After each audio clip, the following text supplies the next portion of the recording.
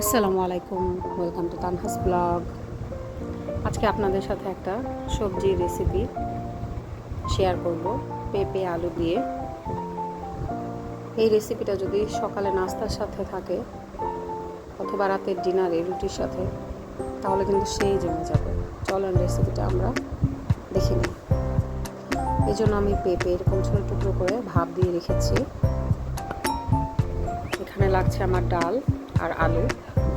প্যানে আমি তেল দিয়ে দিচ্ছি, দিয়ে এখানে আমি ফোড়ন দিয়ে দিব, জিরা আর এলাচ আর 5 ফোড়ন সামান্য পরিমাণে। এখন আমি দিয়ে দিচ্ছি জিরা আর গরম মশলা বাটা, 1 চামচ হলুদের গুঁড়ো, আধা চামচ হলুদের গুঁড়ো, সামান্য একটু ধনিয়া গুঁড়ো আর আপনাদের স্বাদ মতো মরিচটা ব্যবহার করবেন। স্বাদ মতো লবণ দিয়ে দিচ্ছি, দিয়ে এটা নাড়িয়ে নিচ্ছি। আপনারা যারা আমার পেজটাকে এখনও ফলো আর লাইক করেননি, তারা প্লিজ ফলো আর লাইক করবেন আর পাশে থেকে আমাকে জানাবেন আমার রান্নাগুলো আপনাদের কেমন লাগে।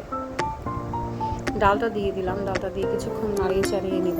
ডালটা যেন লেগে না যায় সেই জন্য আমি এখানে সামান্য পানি প্রথমে দিয়ে নিচ্ছি। তারপর কিছুক্ষণ একটু নাড়িয়ে নিয়ে এখানে আলু দিয়ে দিব। আলু দিয়ে এখানে আমি পানিটা, আমার পরিমাণ মতো পানিটা আমি দিয়ে দিয়েছি, দিয়ে পেঁপেটা দিয়ে দিলাম। দিয়ে এটাকে আমি ডালটা সিদ্ধ হয়ে আসা পর্যন্ত জাল দিয়ে নিব। যেহেতু আমার পেঁপে আর আলুটা আগে থেকেই সিদ্ধ করা ছিল, সামান্য একটু চিনি আমি ব্যবহার করেছি। ঢাকনাটা দিয়ে এটা আমি রান্না করে নিয়েছি। আমি এরকম ঝোলঝোলি রাখবো, আপনারা চাইলে আরেকটু ঝোলটা নিয়ে তারপরে নামাতে পারেন। এটা এমনিতেই নামানোর পরে একটু সবাই আমার ইউটিউব চ্যানেলটাকে সাবস্ক্রাইব করবেন আর বেল আইকন দিয়ে রাখবেন। ধন্যবাদ।